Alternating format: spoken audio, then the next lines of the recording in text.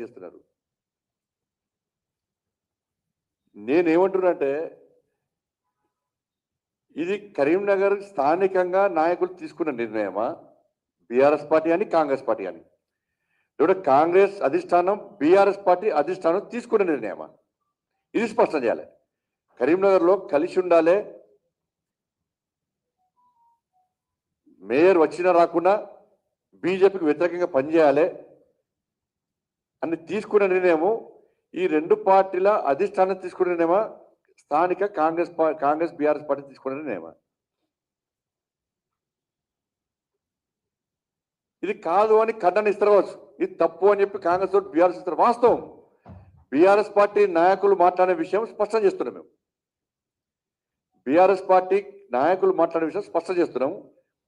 Congress party నాయకులు మాట్లాడే విషయం కూడా మీకు పత్రికాముఖంగా తెలియజేస్తున్నాం. మేము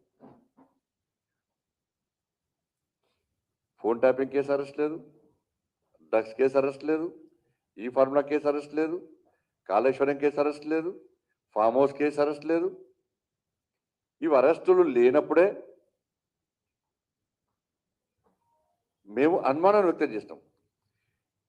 నేను కొట్టినట్టు చేస్తా, నువ్వు ఏసినట్టు చేయి అనేటువంటి ఒక అంతర్గత ఒప్పందంతో ఈ రెండు పార్టీలు తెలంగాణ ప్రజలను ఏ విధంగా మోసం చేస్తున్నాయో గతం నుంచి చెప్తున్నాం. మేము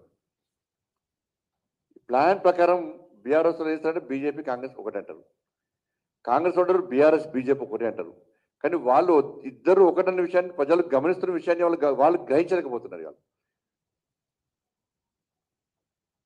మొన్న ఎన్నికల్లో కూడా కరీంనగర్ కార్పొరేషన్లో ఈ రెండు పార్టీలు లోపాయకారి ఒప్పందం కుదుర్చుకొని అభ్యర్థులను ఎంపిక చేసిన పరిస్థితి కూడా విషయం కూడా స్పష్టమైంది ప్రజలకు. అందుకే ఈ రెండు పార్టీలను పక్కబెట్టే ఇవాళ భారతీయ జనతా పార్టీకి ఇవాళ ప్రజలు బ్రహ్మరథం పట్టారు. ప్రజల ఆశీర్వాదం మాకుంది, ప్రజల మద్దతు మాకుంది. ఇవాళ చాలామంది ఇండిపెండెంట్ కూడా పార్టీని నమ్మి ఒక మంచి ఆలోచనతో,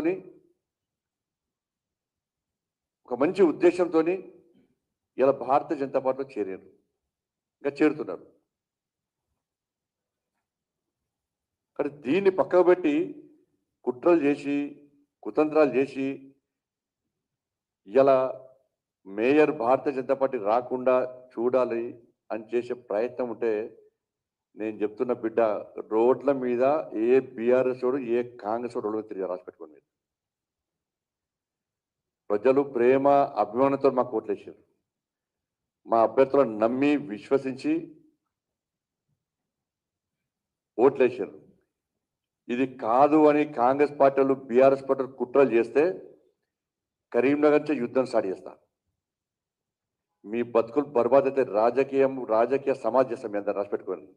మీకు భారతీయ జనతా పార్టీ కార్యకర్తల దమ్ము తెలియదు, భారతీయ జనతా పార్టీ శక్తి ఎంతో మీకు తెలియదు, కరీంనగర్ ప్రజల ఐక్యత ఎంతో మీకు తెలియదు. ఇవాళ అదే ప్రజలు రోడ్డుకి ఎక్కిస్తాం. మేము అదే ప్రజలు రోడ్డుకి ఎక్కిస్తాం. ఒక్కొక్క బీఆర్ఎస్ వాళ్ళు కాంగ్రెస్ వాళ్ళ సంగతులు మేము చూస్తాం. మాకు అధికారం ముఖ్యం కాదు. మీరు ఏం చేసినా 100% కరీంనగర్లో మేయర్ మేము అవుతున్నాం. రాసి పెట్టుకోండి. మీరు 100% మేయర్ మేము అవుతున్నాం. ప్రజల ఆశీర్వాదం మాకుంది. ఒక లక్ష్యం కోసం మేయర్ అవుతున్నాం.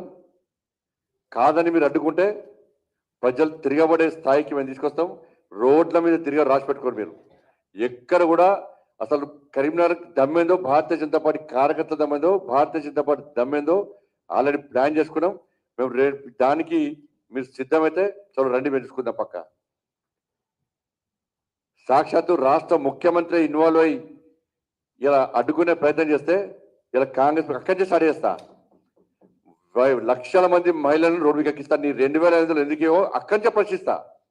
2500 రూపాయలు ఎందుకు ఇస్తాలో మహిళలందరూ రోడ్డుకి ఎక్కిస్తా. దేశం మొత్తం కరీంనగర్ చూడాలి. వాళ్ళ దేశం మొత్తం కరీంనగర్ చూస్తున్నది. కరీంనగర్లో భారతీయ జనతా పార్టీ విజయం సాధించింది.